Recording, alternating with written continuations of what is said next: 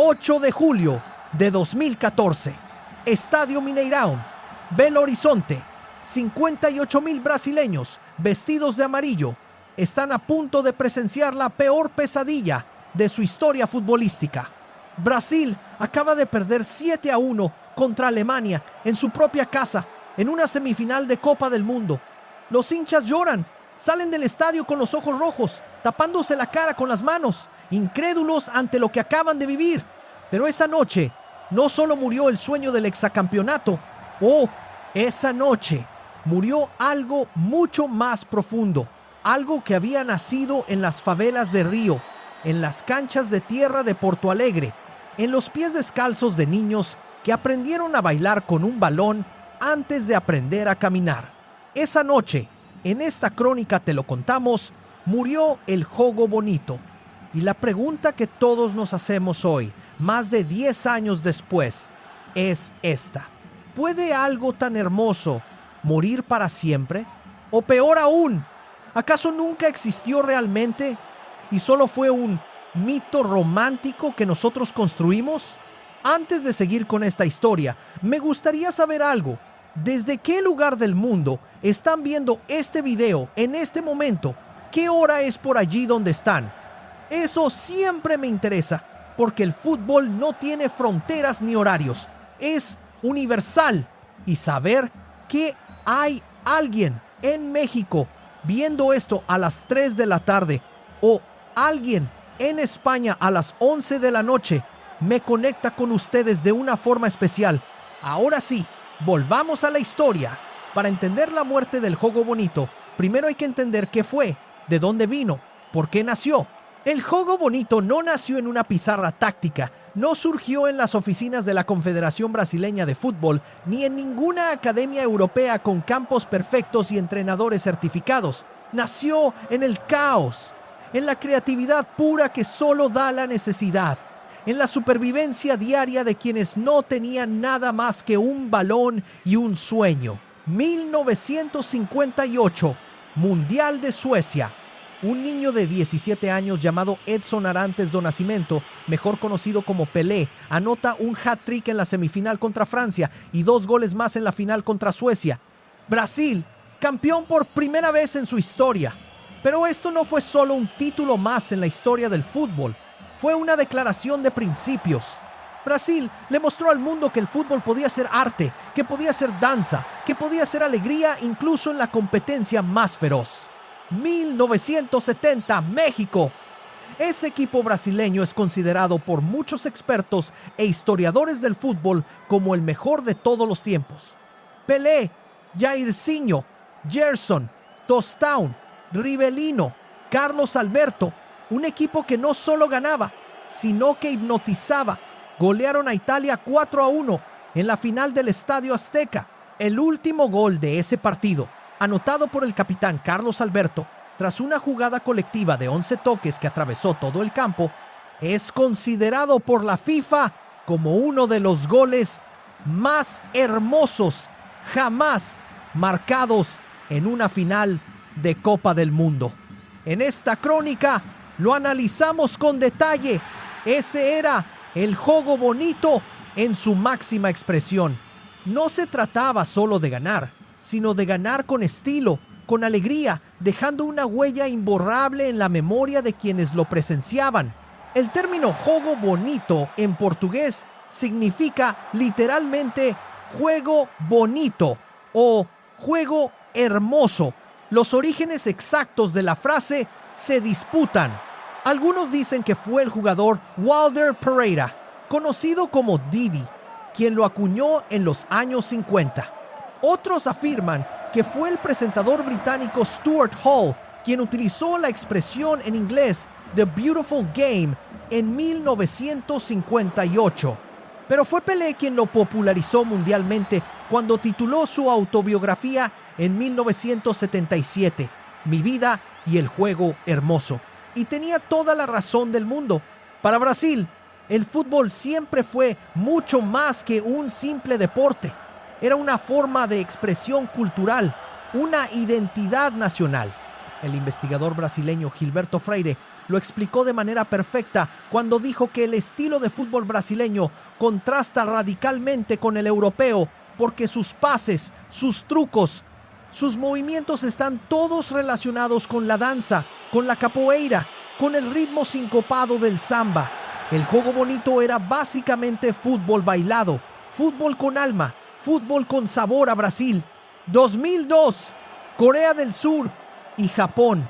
La última vez que Brasil realmente dio miedo al mundo. La última vez que los rivales temblaban solo de ver la camiseta amarilla. Ronaldo Nazário, Rivaldo, Ronaldinho Gaúcho. La última generación completa y auténtica del juego bonito. Brasil se corona pentacampeón del mundo. Ronaldo termina como máximo goleador del torneo. Con 8 goles, Rivaldo y Ronaldinho brillan con luz propia. Pero aquí está el detalle más importante. Y en esta crónica lo comentamos con mucha atención. Ronaldinho tenía apenas 21 años y se había formado completamente en el fútbol brasileño, específicamente en el gremio de Porto Alegre. Rivaldo llegó a Europa con 24 años, ya siendo un hombre hecho y derecho, con carácter formado.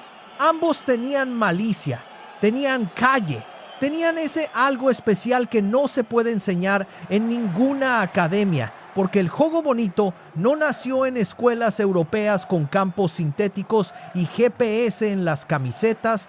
Nació en el barro, en las calles sin asfaltar, en la supervivencia diaria, en las favelas de Río de Janeiro, donde cada partido era una batalla por demostrar quién tenía más talento. Y entonces llegó 2014. Brasil organizaba su segundo mundial en casa después de 64 años de espera. Todo el país, 200 millones de personas, esperaban la revancha del famoso Maracanazo de 1950, cuando Uruguay les había arrebatado la copa en el último minuto. Neymar da Silva Santos Jr., de 22 años, acababa de fichar por el Barcelona de Messi. Era el heredero natural del trono de Ronaldinho, el nuevo rey del juego bonito. Brasil arrancó bien, 3-1 contra Croacia, 4-1 contra Camerún. Neymar anotaba, brillaba, hacía soñar. Pero en cuartos de final contra Colombia, minuto 86, el colombiano Juan Camilo Zúñiga le pega un rodillazo brutal en la espalda durante una disputa aérea. El diagnóstico: fractura de vértebra lumbar. Neymar queda fuera del resto del mundial. Y para colmo, Thiago Silva, el capitán y líder defensivo, está suspendido por acumulación de tarjetas amarillas. Brasil llega a la semifinal más importante de su historia, sin su estrella y sin su líder, con David Luiz como capitán improvisado. 8 de julio, 5 de la tarde, hora local, 58,000 personas abarrotando el estadio Mineirão. Brasil sale al campo con todos los jugadores portando la camiseta número 10 de Neymar en un emotivo homenaje. El himno nacional brasileño suena con una intensidad nunca antes vista. Los jugadores lloran antes de empezar. Minuto 11, córner para Alemania. Thomas Müller remata completamente solo, 1-0. Y ahí comenzó la masacre más dolorosa, más humillante, más devastadora en toda la historia del fútbol brasileño. Minuto 23, Miroslav Klose anota el 2-0 y de paso se convierte en el máximo goleador en la historia de los mundiales con 16 goles, superando al brasileño Ronaldo. La ironía es brutal. Minuto 24, Toni Kroos, 3-0.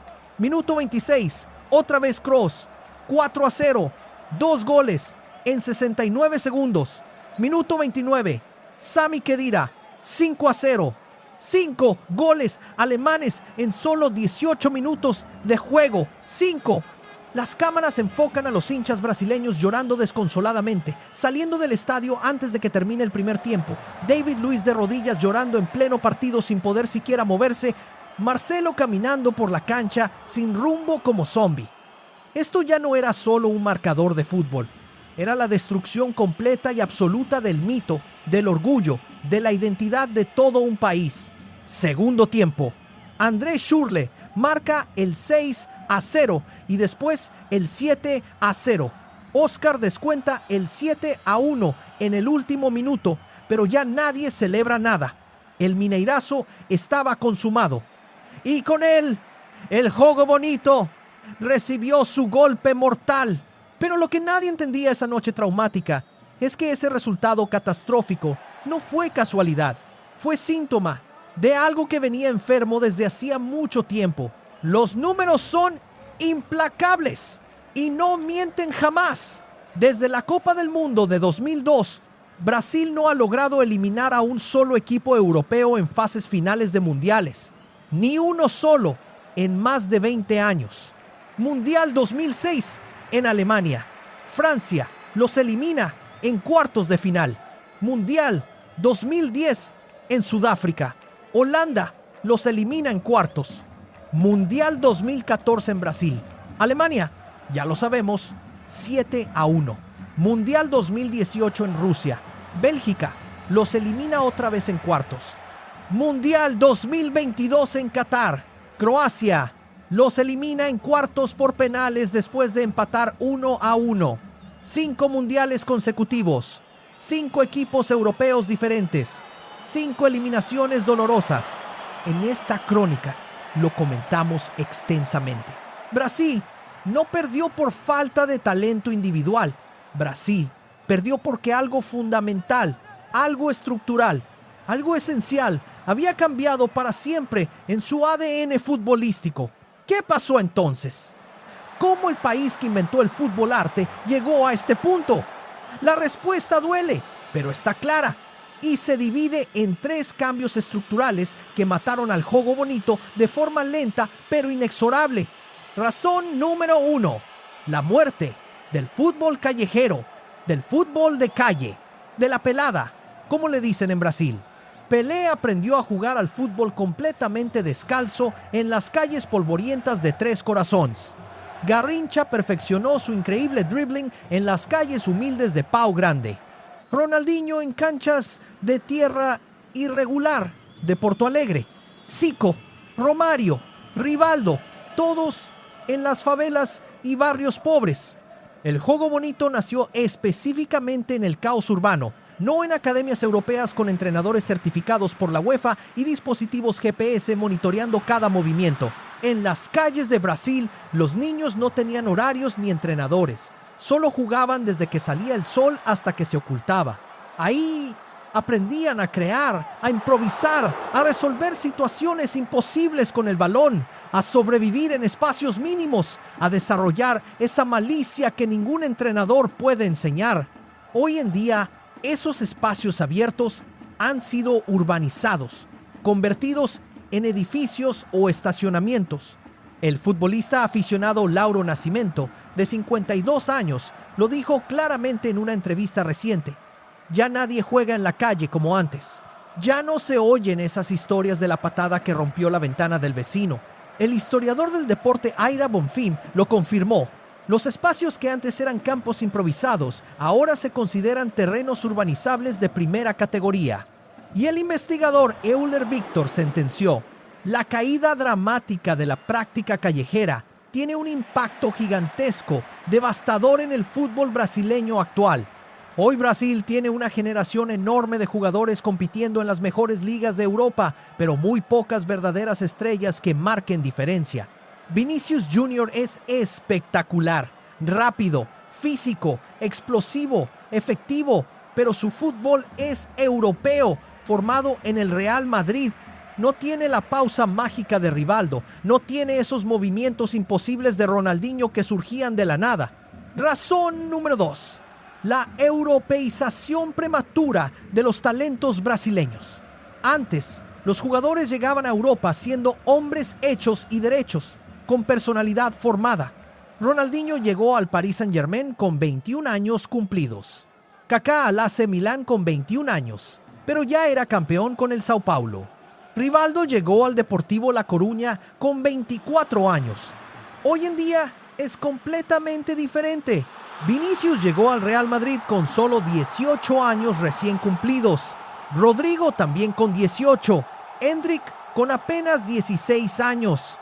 Llegan siendo hojas en blanco, potencial puro sin pulir. Y los grandes clubes europeos los moldean completamente a su imagen y semejanza. Cuando Ronaldinho llegó al Barcelona en 2003, ya era Ronaldinho. Ya tenía completamente desarrollado su estilo único, su magia característica, su forma de encarar. Cuando Vinicius llegó al Madrid en 2018, era promesa pura. Y el Madrid lo convirtió en un jugador europeo de élite. Efectivo y letal, pero europeo al fin. Obviamente esto no es culpa de Vinicius ni de ningún jugador joven. Es culpa directa del sistema que Brasil permite. Razón número 3. El dominio absoluto de la Premier League inglesa. Antes, los cracks brasileños iban mayoritariamente a Italia o España, ligas históricamente más técnicas, más pausadas, donde el talento individual tenía más espacio para brillar. Hoy, la mayoría de brasileños va directo a la Premier League, la liga más física, más rápida, más intensa y más directa de todo el planeta. Y ahí está el dato revelador que lo explica todo. El mediocampo histórico de Brasil en la Copa del Mundo 2002 incluía a Rivaldo, Ronaldinho Gaúcho y Juninho Pernambucano. Este último anotó increíbles 54 goles de tiro libre a lo largo de su carrera profesional. Aprendió esa magia en Brasil, la perfeccionó en el Lyon francés. Ahora veamos el mediocampo actual de Brasil. Bruno Guimarães del Newcastle, Douglas Luiz del Aston Villa, André del Wolverhampton. Bruno Guimarães corre más kilómetros por partido que cualquier mediocampista brasileño en toda la historia del fútbol, pero no ha anotado ni un solo gol de tiro libre en los últimos 3 años. Brasil ya no tiene un mediocampo que piense, que cree, que imagine jugadas. Tiene un mediocampo que corre incansablemente, que recupera balones, que cumple funciones tácticas. Y sin creatividad en el corazón del equipo, no hay pausa, no hay tiempo para pensar, no hay magia, no hay juego bonito posible. La situación actual es preocupante. En la Copa América 2024, Brasil fue eliminado en cuartos de final por Uruguay en penales. Vinicius, Rodrigo, Rafinha, 3 de los mejores jugadores del mundo en sus clubes europeos, pasaron prácticamente desapercibidos. En las eliminatorias rumbo al Mundial 2026, Brasil está quinto con solo 18 puntos, su peor campaña eliminatoria en toda la historia. Perdieron en casa contra Argentina 1-0 en noviembre de 2023, la primera derrota de Brasil como local en eliminatorias sudamericanas en toda su existencia. El técnico Dorival Jr. prometió públicamente que Brasil jugará la final del Mundial 2026. Después perdió 1-0 contra Paraguay en Asunción y los medios brasileños lo destrozaron. Carlo Ancelotti llegó como salvador en 2025, pero hasta logró su primera victoria recién contra Paraguay después de varios tropiezos. Entonces, la pregunta final que todos nos hacemos es esta: ¿murió definitivamente el juego bonito? Brasil sigue exportando estrellas de primer nivel mundial. Vinicius, Rodrigo, Rafinha están entre los mejores futbolistas del planeta, pero ya no exportan magia pura, ya no exportan artistas, exportan atletas de altísimo rendimiento formados en Europa. Y aquí viene la reflexión más dolorosa de todas. En esta crónica lo imaginamos así: Brasil probablemente no va a volver a ser lo que era nunca más. Porque el mundo contemporáneo del fútbol ya no quiere ni necesita al Brasil romántico del juego bonito. El mundo moderno quiere al Brasil que gana títulos. Punto. Y esa es quizás la tragedia más grande de esta historia. No es simplemente que Brasil haya muerto futbolísticamente, es que Brasil tuvo que morir, tuvo que sacrificar su esencia para intentar sobrevivir en un fútbol que ya no perdona la belleza si no viene acompañada de resultados. El juego bonito no fue asesinado por nadie en particular, se suicidó a sí mismo, porque en el fútbol moderno, completamente dominado por Big Data, análisis táctico computarizado, preparación física científica y eficiencia europea implacable, tienes solo 2 opciones: adaptarte completamente o extinguirte lentamente. Brasil eligió adaptarse. y al hacerlo, perdió su alma, su identidad, aquello que lo hacía único en el mundo. Rumbo al Mundial 2026, que se jugará en Estados Unidos, México y Canadá, Brasil sigue luchando por clasificar dignamente. La pregunta existencial que queda flotando en el aire es esta: ¿realmente vale la pena ganar si pierdes completamente tu identidad en el proceso? ¿O acaso esa identidad del juego bonito era solo un mito romántico, una construcción nostálgica que el fútbol moderno destruyó sin piedad ni contemplación? Déjenme en los comentarios qué piensan ustedes sobre esto. ¿Creen honestamente que el juego bonito puede regresar algún día? ¿O ya es simplemente nostalgia de una época dorada que nunca volverá? Esto fue Crónicas del Fútbol Mundial Podcast. Hasta la próxima historia.